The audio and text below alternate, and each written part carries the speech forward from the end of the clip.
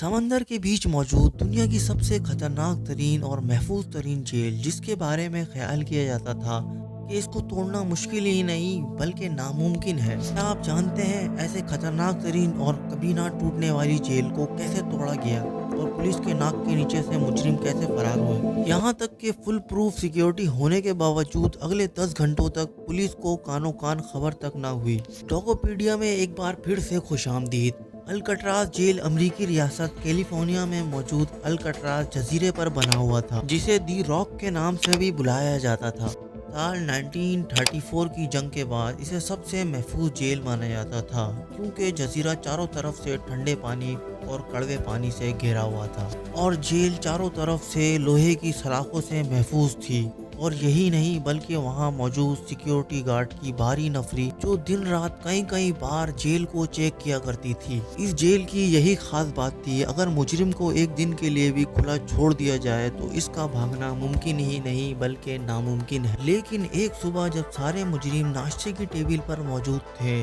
तो security guard ने note किया वहां से कुछ मुजरिम गायब है। सिक्योरिटी गार्ड जब उन्हें चेक करने जाता था तो उनको सोता हुआ पाता था। एक दिन जब सिक्योरिटी गार्ड उन्हें चेक करने आया तो उन्हें कुछ अजीब लगा कि ये अभी तक सो रहे थे। बारी बारी उन्हें आवाज दी तो वो टस से मस ना हुए। सिक्योरिटी गार्ड बार बार आवाज देने के बाद सेल का ताला खोलकर उनको चेक करता है तो इसके होश उड़ जाते हैं, क्योंकि वहां पर तकिए, कपड़े का गुच्छा और नकली चेहरे रखे हुए थे, जिसे देखकर लग रहा था जैसे कोई सो रहा हो। वो फौरन ब्यूरो ऑफ जेल को इत्तला देते हैं। ब्यूरो ऑफ जेल ने इत्मीनान के साथ जजीरे को चारों तरफ से चेक करना शुरू किया, क्योंकि इस जेल की सिक्योरिटी इतनी सख्त है कि यहाँ कोई परिंदा भी पर नहीं मार सकता, और अगर वो भागे भी होंगे तो पकड़े जाएंगे।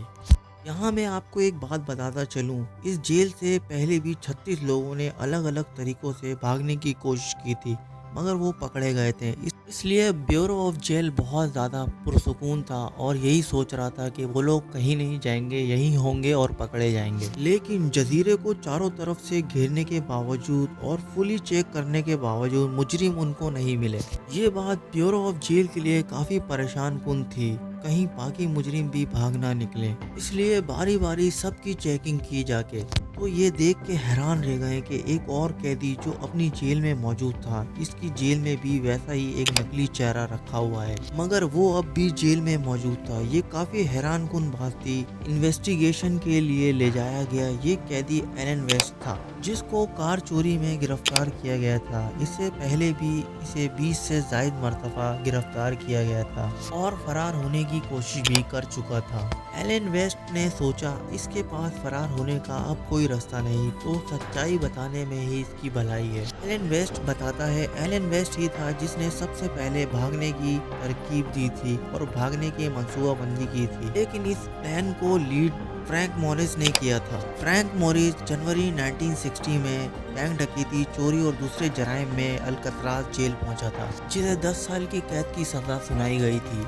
और इस साल के आखिर में जॉन एंगलेन और क्लेरेंस नाम के 2 भाई इस जेल में आए थे। इन पर कोलंबिया सेविंग बैंक लूटने के जुर्म में 35 साल की सजा सुनाई गई थी। इस प्लानिंग का पहला टारगेट था कि किसी तरह इन चारों के सेल एक दूसरे के करीब हों। इसके लिए उन्होंने मैनेजमेंट से रिक्वेस्ट की कि उनको एक ही ब्लॉक में शिफ्ट किया जाए, जो कुछ टाइम बाद एक्सेप्ट कर लिया गया। अब इनके सेल एक दूसरे से करीब थे और अब ये बआसानी एक दूसरे के साथ बातचीत कर सकते थे। फ्रैंक मॉरिस की लीडरशिप में उन्होंने सबसे पहले अपने सेल में मौजूद वेंटिलेशन डक्ट को तोड़ना शुरू किया। इसके लिए उन्होंने डाइनिंग हॉल से स्पून चुराना शुरू किया। शुरू में वो स्पून की मदद से इस जगह को उखाड़ना शुरू करते थे। बाद में उन्होंने वैक्यूम क्लीनर के मोटर से एक ड्रिल तैयार की। इस ड्रिल से बारी बारी अपने वेंटिलेटर डक्ट को तोड़ते रहे और जब कोई सिक्योरिटी गार्ड चेक करने के लिए आता, वो इस जगह को किसी चीज से छुपा देते हैं। ये सब काम वो अपने म्यूजिक टाइम के दौरान करते थे, जहाँ सब अपने म्यूजिक बजाने में गुम हो जाते।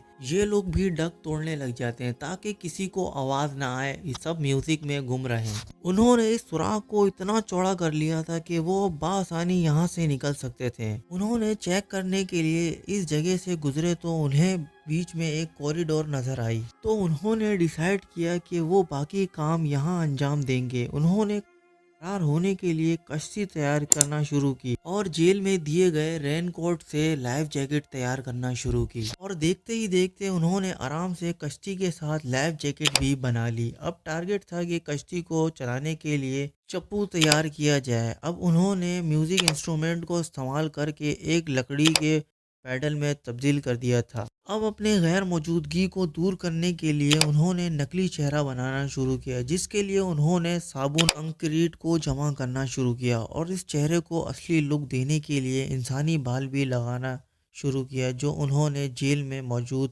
باربر کے دوران چرایا تھا۔ 11 جون کی رات کو یہ چاروں فرار ہونے کے لیے ایک دم تیار تھے۔ پلان کے مطابق انہوں نے اینجل آئی لینڈ جانا تھا، مگر سوال یہاں اٹھا کہ آخر ایلن ویسٹ خود کیوں نہیں فرار ہوا۔ یہ سوال کافی دیر تک انویسٹیگیٹر کے ذہن میں آتا رہا۔ اس کے جواب میں ایلن ویسٹ نے بتایا کہ اس کی وینٹیلیٹر والی گرل کسی وجہ سے پھنس گئی تھی اور کافی کوشش کرنے کے بعد بھی نہیں ہٹی، تو اس نے ہار مان لی کیونکہ تب تک اس کے ساتھی اس کا انتظار کر کے جا چکے تھے، اور یہی سوچ کر وہ واپس اپنے بیڈ پر آ گیا۔ جیسے جیسے دن گزرتے گئے، F B I guards bureau of jail نے اپنے اپنے طور پر جزیرے کے آس پاس چیکنگ کرنا شروع کی، تو انہیں کچھ فیملی پکچر اور کچھ پیڈل نما لکڑی کے ٹکڑے اور ربڑ کے اندرونی ٹیوب پانی میں ملی۔ ان ساری چیزوں سے اندازہ لگانا مشکل تھا کہ انہوں نے سمندر کو پار کر لیا یا ڈوب گئے، اور اگر ڈوب گئے ہیں تو ان کی لاشیں پانی کے اوپر اب تک کیوں نہیں آئیں، یا سمندر کے کنارے کیوں نہیں ملی، اور اگر یہ بھاگ نکلے ہیں تو اپنی فیملی کی فوٹو کیوں یہاں پھینک کر چلے گئے۔ آپ جانتے ہیں فیملی پکچر کسی بھی انسان کے لیے کتنا ایموشنل اٹیچمنٹ رکھتی ہے، کوئی بھی انسان اسے پھینک کر نہیں جا سکتا۔ ان کا بھاگنا ایک مسٹری بنا رہا۔ ایف بی آئی نے 17 سالوں تک اس کیس پر کام کیا، مگر ہاتھ کچھ نہ آیا۔ فیملی کی طرف سے ان کے لیے فائنینشلی مدد کی امید نہیں تھی کہ وہ ان کو سپورٹ کریں، اور اس کے بعد ایسی کوئی چوری منظر عام پر نہیں آئی جس سے ان کا کچھ پتہ لگ سکے۔ لہذا سال 1979 3 دسمبر کو اس کیس کو مکمل طور پر بند کر دیا، لیکن آج بھی اتنے سالوں کے بعد U S S marshal service اس پر کام کر رہی ہے۔